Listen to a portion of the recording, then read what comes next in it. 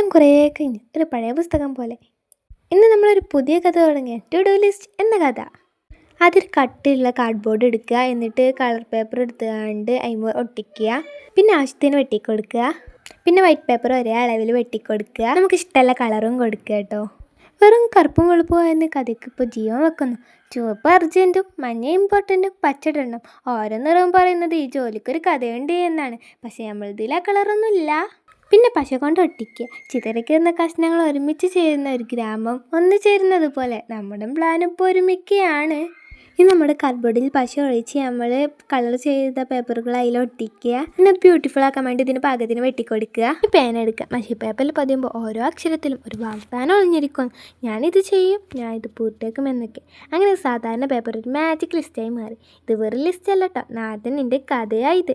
അപ്പോൾ നിൻ്റെ കഥ ഇങ്ങനെ തുടങ്ങിക്കോ. പേന എടുക്കും, സാഹസികത തുടങ്ങട്ടെ. ബൈ.